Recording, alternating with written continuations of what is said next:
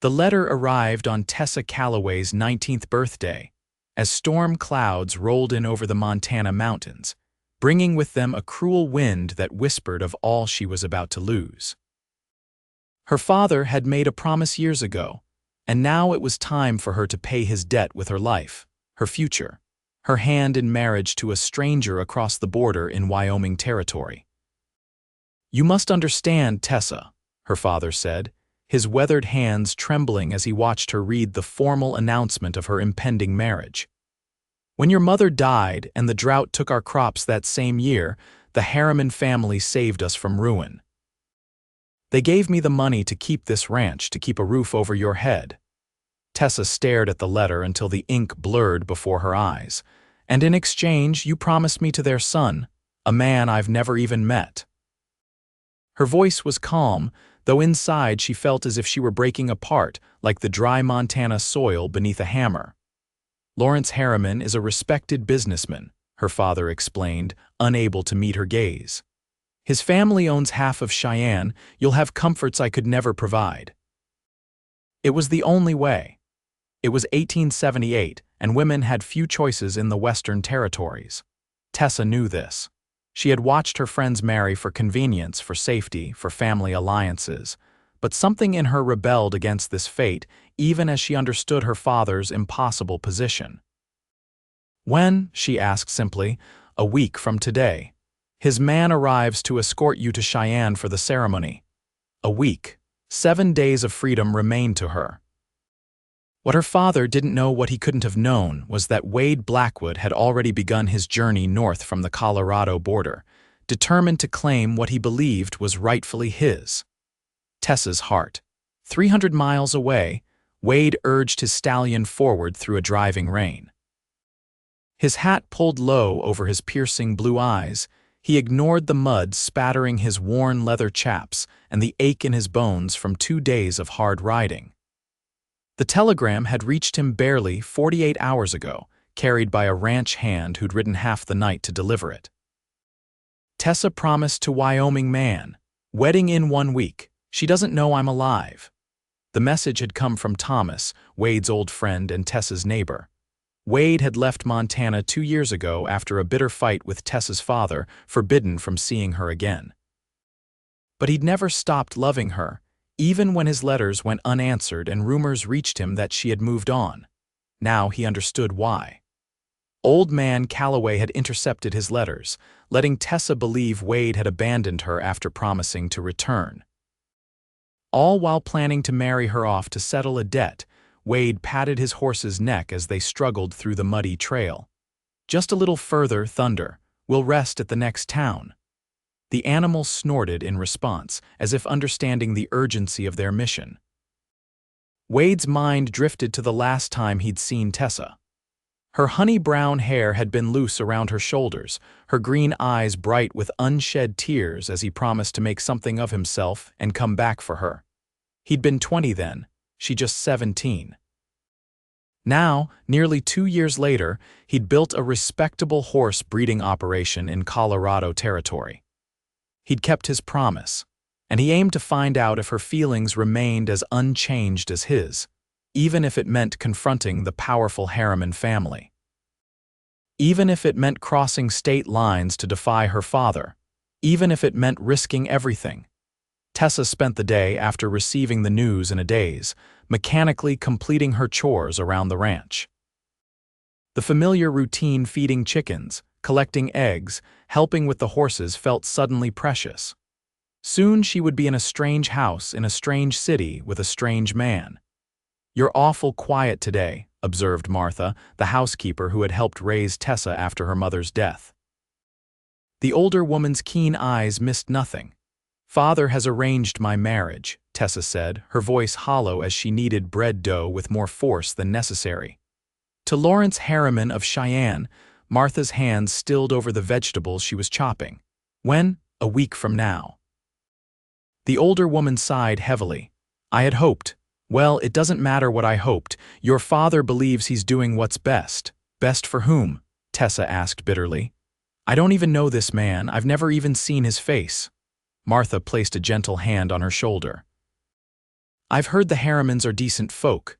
Wealthy, too, you won't want for anything. Except love, Tessa whispered. Love can grow child.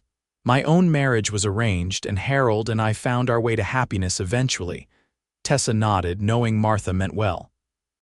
But her thoughts drifted to Wade Blackwood, to stolen moments by the creek 2 summers ago, to whispered promises and a single kiss that had changed everything. She had waited for him, for his letters, for some sign that he remembered those promises. When nothing came, she had locked away her heart, telling herself it had been a girlish fancy. Now, faced with marriage to a stranger, those memories flooded back, taunting her with what might have been. That evening, as Tessa sat on the porch watching the sunset paint the distant mountains gold, she saw a rider approaching. Her heart leapt before she could stop it, an old habit of hoping every distant figure might be Wade returning. But as the rider drew closer, she recognized Thomas Parker, their neighbor whose ranch bordered theirs to the east. "Evening, Tessa," he called, dismounting and tying his horse to the post. "Your father around?" "He's in the barn," she replied. "Is everything all right?"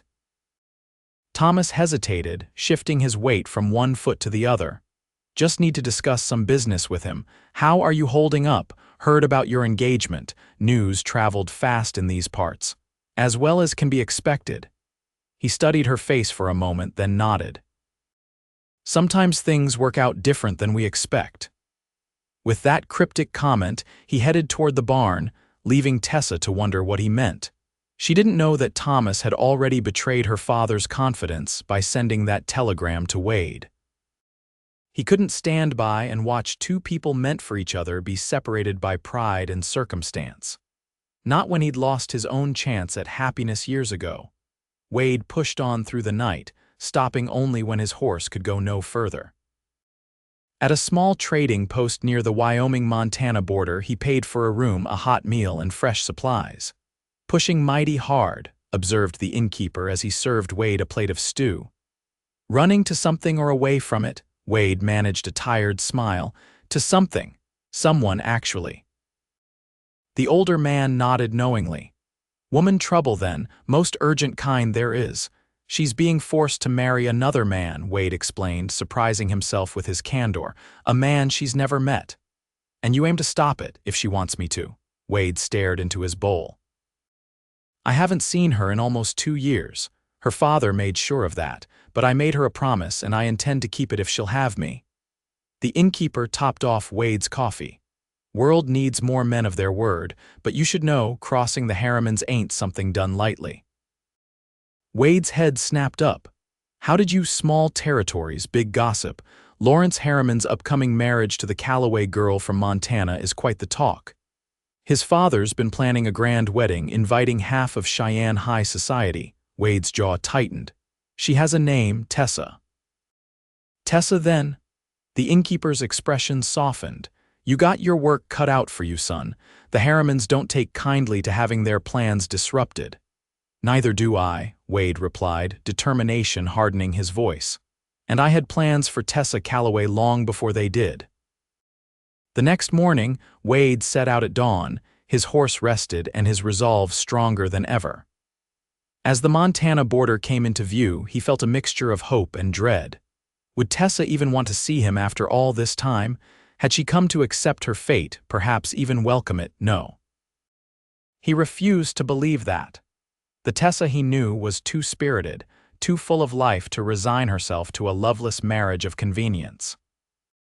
The girl who had raced him across open fields on horseback, who had debated him under starlight about whether women should have the vote, who had dreamed of running her own ranch someday, that girl wouldn't go quietly, unless she believed he had abandoned her. The thought spurred him forward, across the invisible line that separated Wyoming territory from Montana, and closer to the woman who had held his heart for 2 long years. Tessa spent the next day packing her belongings, each item a reminder of the life she was leaving behind. Her mother's silver hand mirror, the quilt Martha had made for her 16th birthday, books she had treasured since childhood. How strange that her entire life could be contained in 2 trunks. "Tessa," her father called from the doorway of her bedroom. "May I come in?" She nodded, not trusting herself to speak without revealing her resentment. James Calloway entered hesitantly, looking around at the half-empty room. "I've written to Mr. Harriman, letting him know you'll be arriving as scheduled." He cleared his throat. "He sends his regards and says he's looking forward to meeting you." "How generous of him," Tessa replied, unable to keep the edge from her voice. Her father sighed heavily. "I know you're angry with me. You have every right to be. But I hope someday you'll understand I did this to secure your future. By selling me to the highest bidder." "It wasn't like that," he protested. "The arrangement was made when you were still a child. After your mother died, we were desperate. The Harrimans offered help with no expectation of repayment. It was only later, when Lawrence was looking for a bride, that his father suggested the match. And you agreed without consulting me. You were 15, Tessa, too young to understand. And Lawrence was still completing his education back east. There was time." He ran a hand through his graying hair. "Then that Blackwood boy started sniffing around, filling your head with nonsense." "It wasn't nonsense," Tessa interrupted, old pain flaring. "Wade had plans, dreams. He was going to build something of his own, then come back for me." "Dreams don't feed a family or keep a roof over their heads," her father countered. "That boy had nothing but his charm and a way with horses. Lawrence Harriman has a future, security.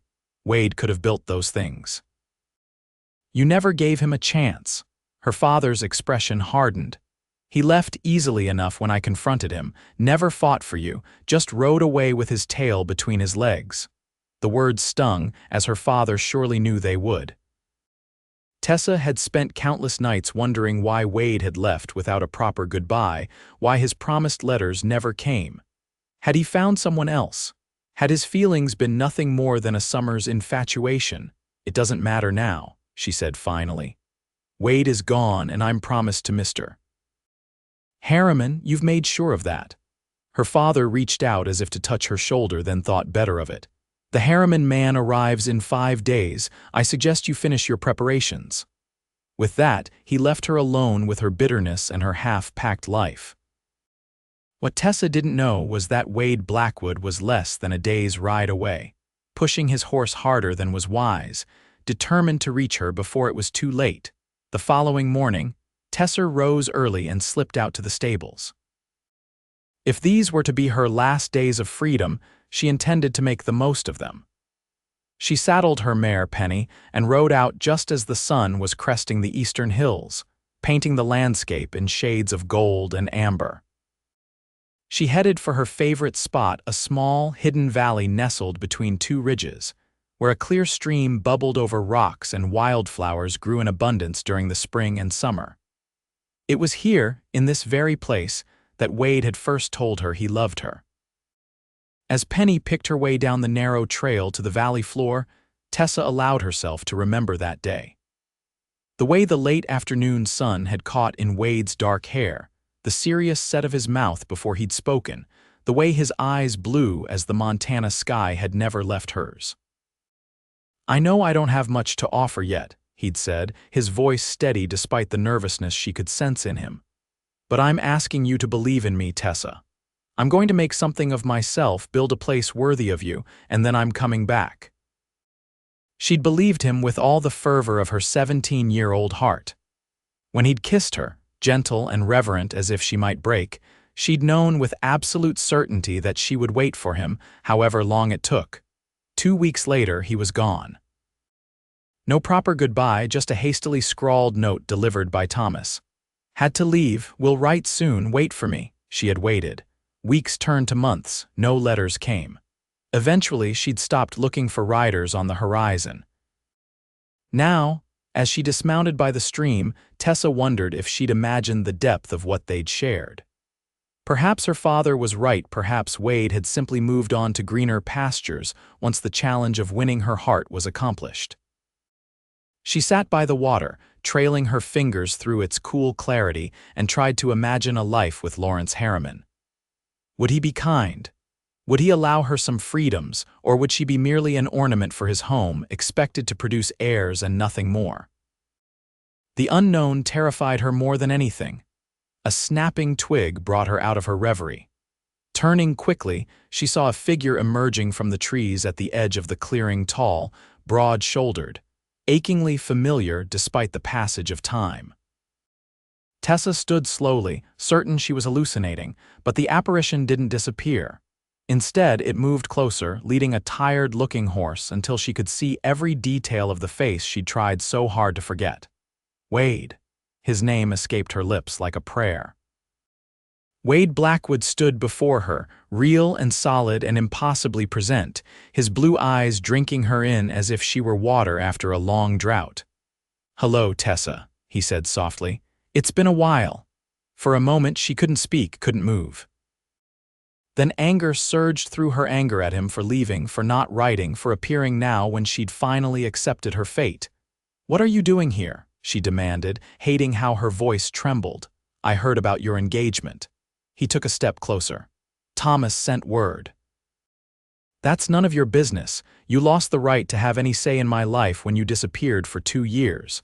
Pain flashed across his features. "I wrote to you, Tessa, every week for months. When you never responded, I thought." He trailed off, understanding dawning in his eyes. "You never got them." "No," she confirmed, though the revelation shook her. "Not a single one."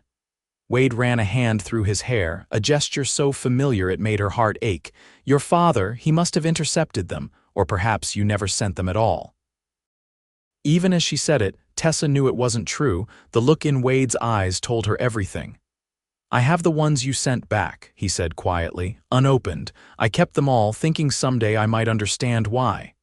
I never sent anything back." They stared at each other across 2 years of misunderstanding and deliberate separation. Wade's horse nickered softly, breaking the tension. "You look tired," Tessa observed, noticing the dust on his clothes, the shadows under his eyes. "Rode 3 days straight from Colorado."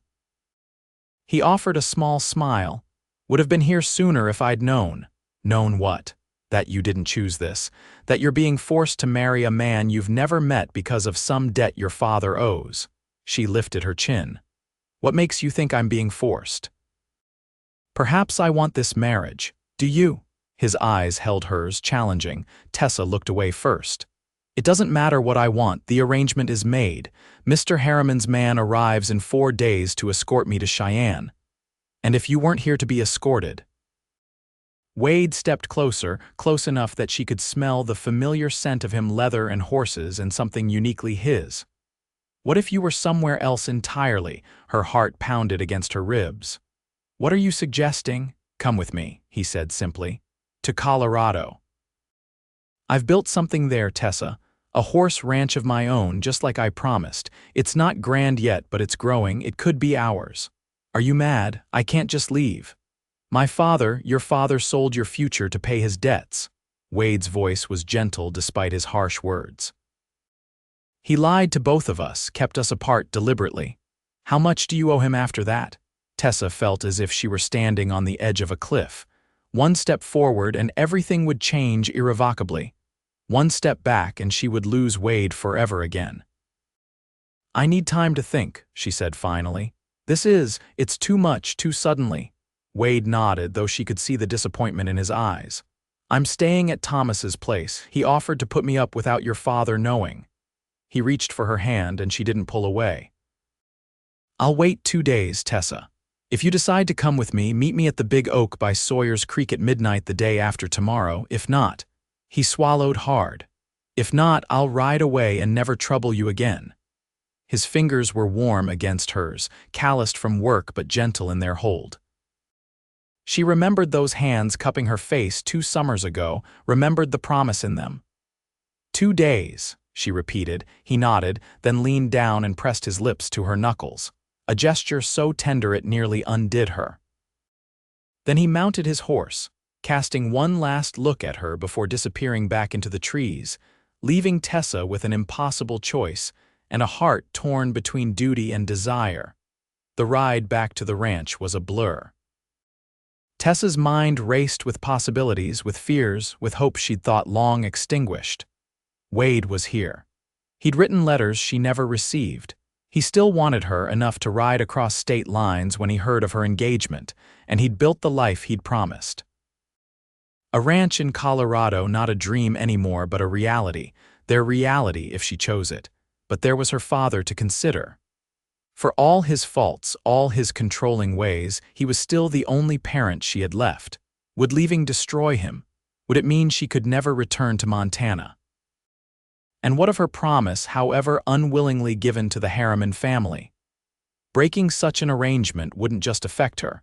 It could have repercussions for her father's standing in the community, for his business relationships. By the time she reached the ranch, Tessa was no closer to a decision. She unsaddled Penny, brushing the mare with mechanical movements while her thoughts continued their frantic circuit. "There you are," Martha called from the kitchen door. "Your father's been looking for you." "There's a letter from Mr. Harriman." Tessa's stomach dropped. Setting aside the brush, she patted Penny's flank and headed toward the house, dreading whatever the letter might contain. Her father waited in his study, a single sheet of paper in his hand. "Ah, Tessa. Good, Mr. Harriman has sent some details about the wedding arrangements." He handed her the letter. "It seems he's quite eager to meet you." Tessa scanned the flowing script, her unease growing with each line. Lawrence Harriman wrote of his anticipation at finally claiming his bride, spoke of how he had observed her from afar on his visits to the territory, and found her suitably demure and well-formed. He detailed plans for their wedding night with just enough propriety to avoid vulgarity, but the implications were clear. He was a stranger who believed he owned her already. "Well," her father prompted, "isn't it fortunate that your future husband is so attentive to details?" Tessa forced herself to nod, though she felt ill. "May I be excused? I should continue packing." Once in her room, she read the letter again, focusing on a line she'd initially overlooked. "Father insists we take the extended European tour immediately following the ceremony, as planned. We shall depart for New York the day after our wedding, and from there to London. I anticipate we shall be abroad for no less than 8 months. 8 months an ocean away from everything she'd ever known, with a man who spoke of her as if she were a prized mare at auction." In that moment, her decision crystallized. She would not marry Lawrence Harriman. The consequences would be severe, the scandal significant. But the alternative was unthinkable. She would meet Wade at the oak tree. She would go with him to Colorado. She would choose her own fate. The next day passed in a haze of pretense. Tessa continued packing, had dinner with her father, and played the role of resigned bride-to-be. All the while, she was mentally preparing for escape, deciding what few possessions she could take, what she would have to leave behind. That night, she wrote a letter to her father, explaining her decision without revealing her destination. She couldn't bear to leave without some explanation, some attempt to make him understand. "I cannot marry a man I do not know or love," she wrote.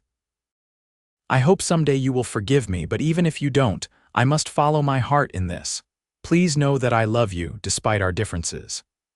She sealed the letter and placed it on her pillow where it would be found after she was gone. The final day of waiting was the hardest. Every hour seemed to stretch endlessly. Tessa found herself watching the sun's slow arc across the sky, willing it to move faster.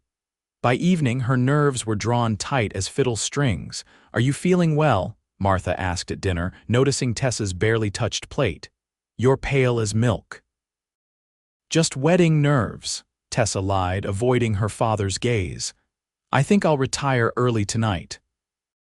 In her room, she changed into her sturdiest riding clothes and packed a small bag with essentials: a change of clothes, her mother's mirror, a photograph of her parents, the little money she had saved. Everything else would stay behind. At 11:30, when the house had been quiet for hours, Tessa slipped out her window and made her way to the stables. Penny nickered softly in recognition as Tessa saddled her with shaking hands. "We're going on an adventure, girl," she whispered, stroking the mare's velvety nose. "A long one." Leading the horse away from the ranch house, Tessa kept to the shadows until they were far enough away that the sound of hoofbeats wouldn't wake anyone. Then she mounted and set off towards Sawyer's Creek, toward the massive oak that had stood sentinel there for 100 years or more, toward Wade. The night was clear, a three-quarter moon illuminating the familiar landscape. Tessa rode with her heart in her throat, alternately terrified and exhilarated by what she was doing. There would be no going back from this. She was choosing a life with Wade, choosing love over security, passion over duty. As the oak came into view, she saw a figure waiting beside it, a horse tethered nearby. Wade stepped forward as she approached, his face revealing nothing until she drew close enough for him to read her expression.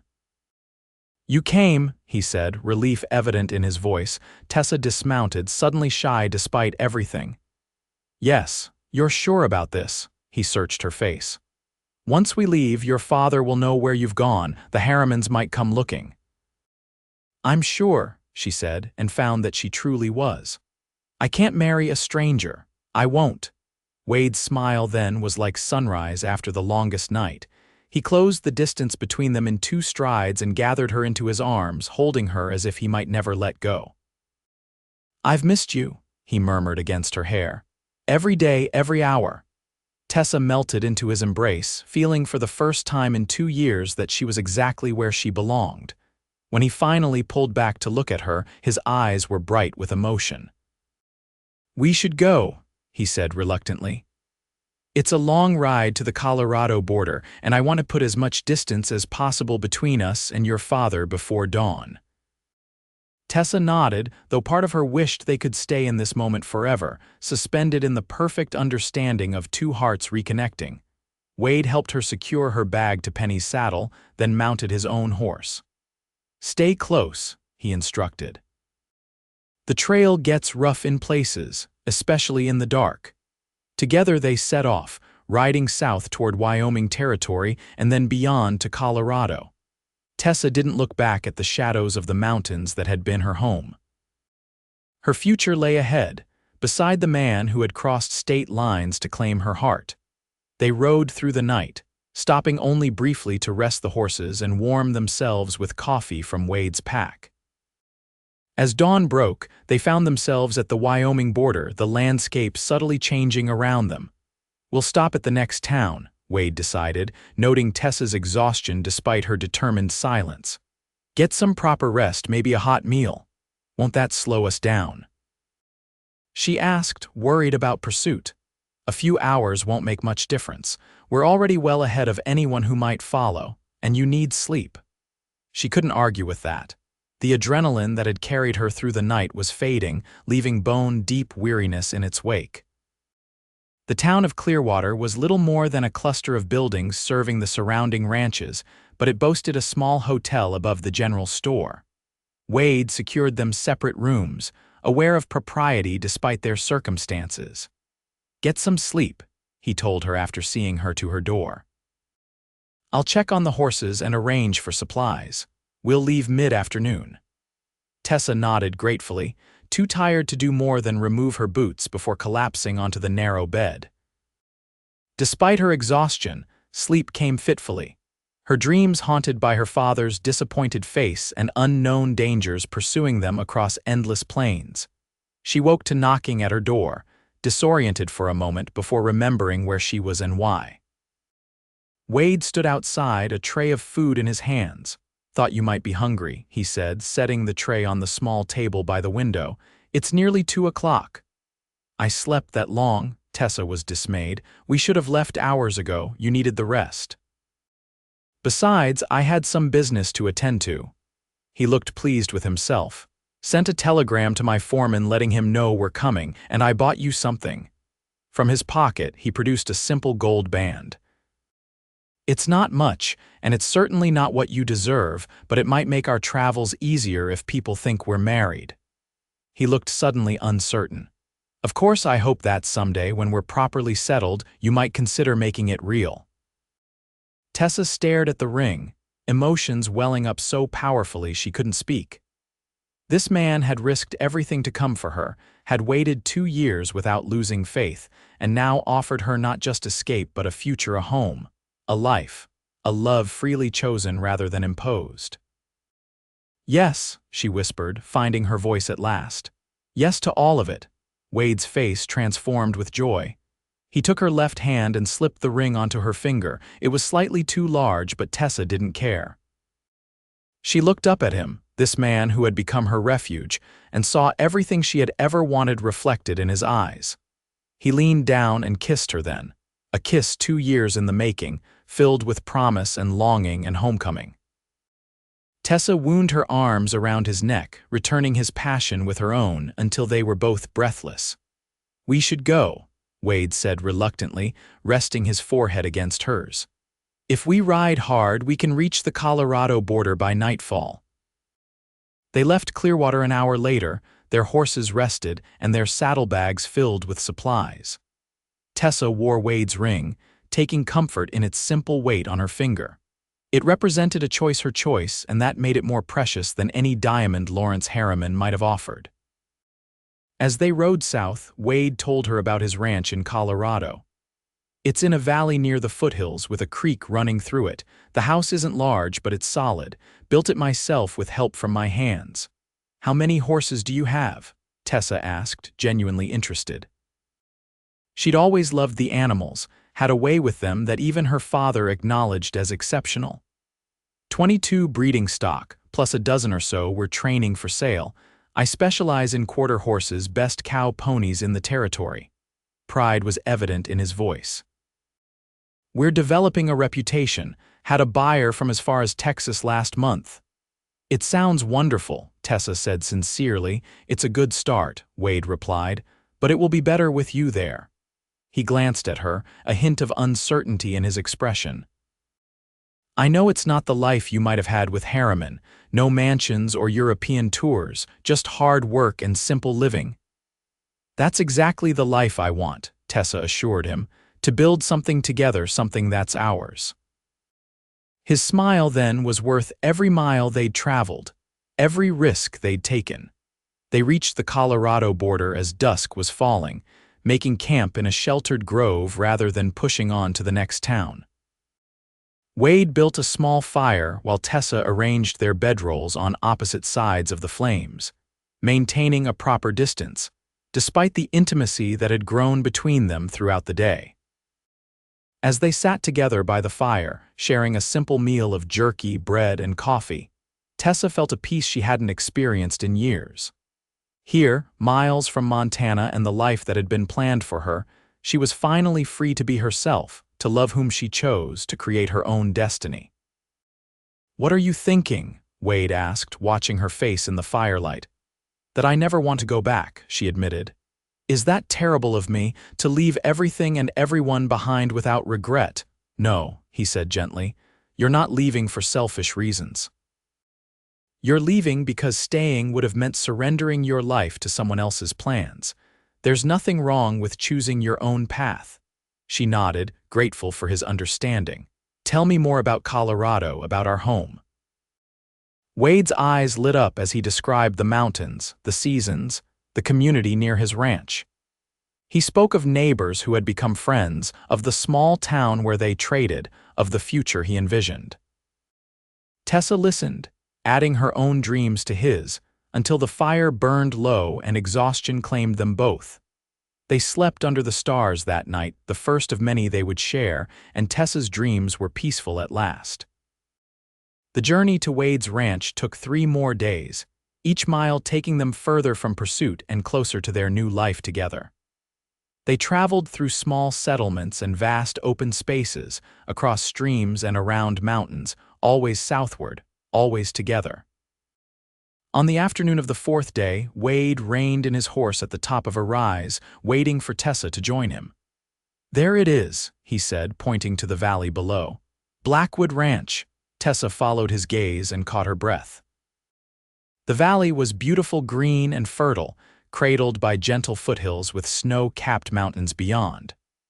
A creek wound through it like a silver ribbon, and near its bank stood a house, sturdy and welcoming with smoke rising from the chimney. Nearby were corrals, a barn, and several smaller outbuildings. Horses grazed in a pasture, their coats gleaming in the late afternoon sun. It's perfect, she breathed, meaning it with all her heart. Wade's foreman, a weathered man called Hank, met them as they rode into the yard. "Welcome back, boss," he called, then tipped his hat to Tessa. "Madam, we got your telegram. Everything's ready for you both." "Tessa, this is Hank Mitchell, best horseman in 3 territories and a friend I trust with my life," Wade introduced them. "Hank, this is Tessa Calloway, soon to be Tessa Blackwood." "Pleased to meet you, Miss Calloway," Hank said warmly. "The boys and I have been wondering when Wade would finally bring you home. He's talked of little else these past 2 years." Tessa blushed, touched by the simple acceptance in the man's greeting. "Thank you, Mr. Mitchell. I'm very happy to be here." "Hank, please, we don't stand on ceremony much around here." Wade dismounted and came to help Tessa down, his hands lingering at her waist. "Let's get you settled. You must be exhausted." The house was indeed small but solidly built, with a large central room that served as both kitchen and living space, and 2 bedrooms off to one side. A stone fireplace dominated one wall and windows let in ample light. It was simply furnished but clean and welcoming. "I know it's not much," Wade began, but Tessa silenced him with a finger to his lips. "It's everything," she said. "It's ours." The relief in his eyes told her how much her approval meant to him. He had built this place for her, had held onto the hope that someday she would share it with him, even when all evidence suggested otherwise. That night, after a hearty meal prepared by the ranch cook, a taciturn man called Beans who nevertheless managed a smile for Tessa, Wade showed her to what would be her room until they were properly married. "I thought we might ride into town tomorrow, find the preacher," he suggested. "Unless you want to wait, have a proper wedding with," he stopped, realizing she had no family to invite, no friends in this new place. "Tomorrow would be perfect," Tessa assured him. "I don't need anything fancy, just you." He kissed her then, tender and reverent, before reluctantly bidding her good night. Tessa watched him go, her heart full to bursting with love for this man who had traveled so far to bring her home.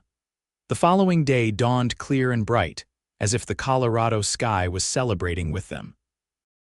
Tessa wore her best dress, a simple blue gown that brought out the gold in her hair, and rode beside Wade into the small town of Pine Ridge, where a Methodist preacher performed a brief but heartfelt ceremony in his modest church.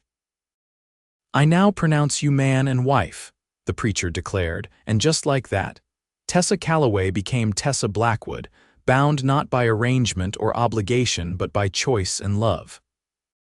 Their wedding night was everything Tessa had dreamed of during those long months of separation: tender, passionate, a communion of bodies and souls that left them both breathless with wonder.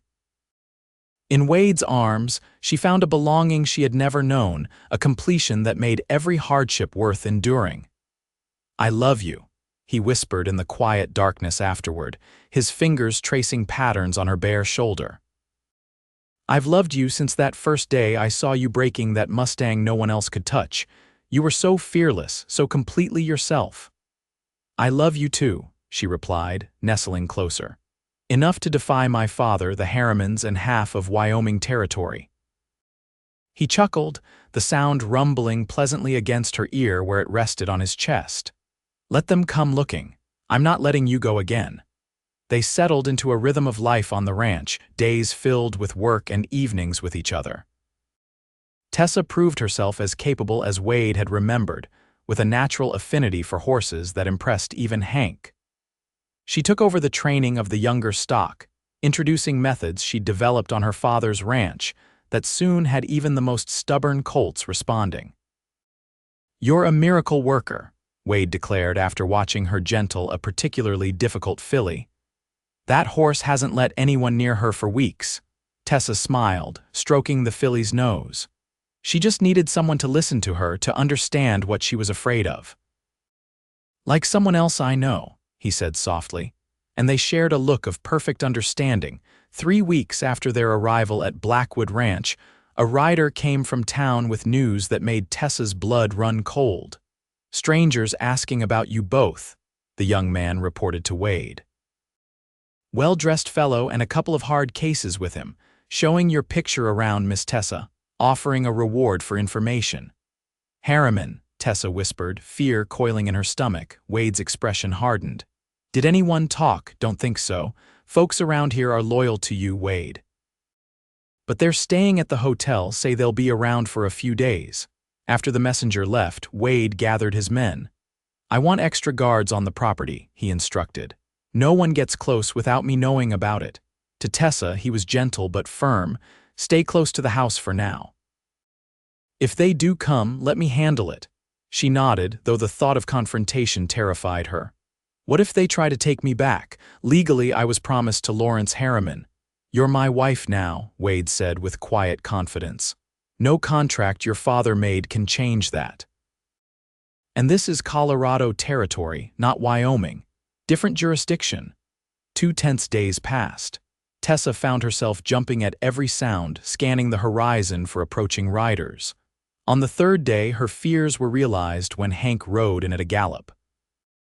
3 riders coming up the valley, he reported. One matches the description of that Harriman fellow. Wade nodded grimly. Get Tessa inside, then gather the men, but keep them back unless I signal. I want to handle this peacefully if possible. Tessa resisted Hank's attempts to usher her indoors. No, I should be with you. This is my fight too. After a moment's hesitation, Wade agreed. Stay beside me then, but let me do the talking. They stood together on the porch, watching as 3 horsemen approached. The man in the lead was expensively dressed, his horse a thoroughbred that looked out of place on the rugged trail. The 2 men flanking him were clearly hired guns, their expressions hard, hands resting near their weapons. That's Lawrence Harriman, Tessa confirmed in a low voice. I recognize him from a photograph my father showed me. Wade nodded, his stance relaxed but alert. As the riders drew up to the house, he stepped forward, placing himself slightly in front of Tessa. This is private property, he called. State your business. Lawrence Harriman regarded him coldly. I believe you have something that belongs to me, Blackwood, or someone rather. There's nothing here that belongs to you, Wade replied evenly. Harriman's gaze shifted to Tessa. Miss Calloway, your father is beside himself with worry. And I must say, this disappearing act on the eve of our wedding was in extremely poor taste. Tessa lifted her chin. I'm not Miss Calloway anymore, I'm Mrs. Blackwood, and I left of my own free will. A hasty ceremony doesn't negate the contract your father signed, Harriman snapped. You were promised to me years ago. That agreement is legally binding. Not in Colorado it isn't, Wade interjected, and not when the bride is unwilling. Tessa has made her choice. I suggest you respect it and leave us in peace. Harriman's face flushed with anger. You stole what was rightfully mine. Do you have any idea who my family is, what power we wield? We could crush this little operation of yours with a word. You're welcome to try, Wade said calmly, but Tessa stays here with me, where she wants to be. For a tense moment, it seemed Harriman might order his men to action. Tessa held her breath, acutely aware of Wade's men positioned strategically around the yard, of the potential for violence that hung in the air. Then, surprisingly, Harriman laughed a bitter, cutting sound. Keep her then. A woman who would run like a thief in the night, breaking her father's word and her own honor, isn't worth the trouble. He fixed Tessa with a contemptuous stare. I hope you enjoy your life in this wilderness, Miss Calloway. It's certainly a far cry from what you would have had with me. It's exactly what I want, Tessa replied steadily. A life of my own choosing with a man I love.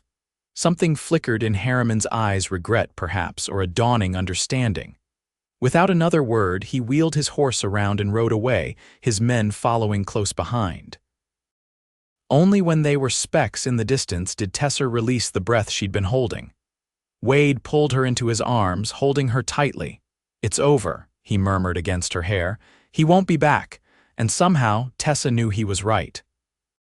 Lawrence Harriman was many things, but a fool wasn't one of them.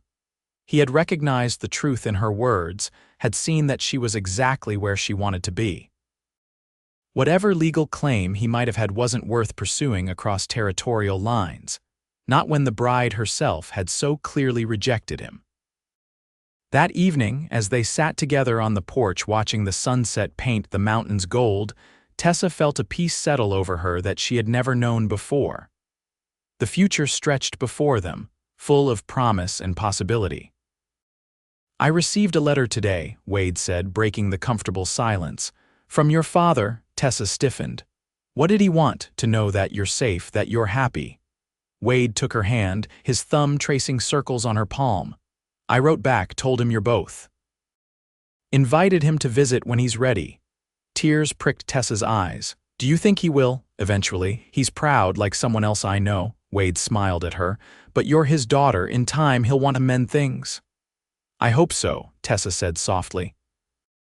"I don't regret my choice, not for a moment, but I do miss him." "I know," Wade kissed her forehead. "Family is complicated, but we have time to work it all out. A lifetime. A lifetime." The words settled around Tessa like a comfortable blanket. A lifetime with Wade, building their ranch, perhaps raising children someday. A lifetime of choices freely made, of love freely given. She had been promised to a stranger, a man she'd never met, bound by an arrangement made without her consent. But the cowboy who had ridden across state lines to bring her home had offered something far more precious, the freedom to choose her own destiny, and she had chosen him. 6 months later, as spring returned to the Colorado foothills, Tessa stood in the doorway of their home, watching as 2 riders approached down the valley. One she recognized immediately, her father, sitting tall in the saddle despite his advancing years. The other was Thomas Parker, the neighbor who had helped set everything in motion with his telegram to Wade. "They're here," she called over her shoulder to Wade, who appeared beside her, wiping his hands on a towel. "Ready for this?" he asked quietly. Tessa nodded, her hand unconsciously moving to her slightly rounded belly where their first child grew. More than ready. As the riders drew closer, she saw her father's face clearly for the first time in more than half a year. He looked older, the lines around his eyes deeper, but there was something else there too, a softening, perhaps, or a resignation that had given way to acceptance. When James Calloway dismounted before them, there was a moment of awkward silence. Then, to Tessa's surprise, he opened his arms. "I've missed you, daughter," he said simply. Tessa moved into his embrace without hesitation, tears flowing freely. "I've missed you too, father." Over her shoulder, James met Wade's gaze. "You've taken good care of her, it seems." "I try," Wade replied. "Though most days she takes care of me just as much." A ghost of a smile touched the older man's lips. "That sounds like my Tessa." He released her, stepping back to look at her properly. His eyes widened slightly as he noticed the gentle swell beneath her dress. "I'm to be a grandfather then." Tessa nodded, happiness bubbling up inside her. "In about 4 months, something that might have been regret crossed her father's face. "I'm sorry, Tessa, for trying to force you into a marriage you didn't want, for not telling you about Wade's letters." He glanced at the younger man. "And I'm sorry to you as well, Blackwood. I misjudged you badly." "Water under the bridge," Wade said, extending his hand. After a moment's hesitation, James took it in a firm handshake. "Come inside," Tessa invited, including Thomas in her smile. "We have so much to tell you, and I want to hear everything from home." As they settled around the table, sharing a meal and beginning the slow work of mending what had been broken, Tessa felt the last piece of her heart slide into place. She had found her home, her purpose, her love. And now, with her father's presence, she had reconciliation as well. Later that night, as she lay in Wade's arms, Tessa reflected on the journey that had brought them here. From a promise made without her consent to a love chosen with her whole heart. From separation and misunderstanding to unity and clarity. "Happy," Wade murmured, his hand resting protectively over their growing child. "Completely," she replied, turning to kiss him. "Thank you for coming for me, for crossing those state lines to bring me home." "I'd cross the whole country for you," he said simply. "Always." And in that moment, Tessa knew with absolute certainty that she was exactly where she was meant to be, not in a mansion in Cheyenne or on a grand tour of Europe, but here in this modest ranch house with the man who had loved her enough to defy convention, distance, and powerful enemies to claim her heart. She had been promised to a stranger, but the cowboy had brought her home,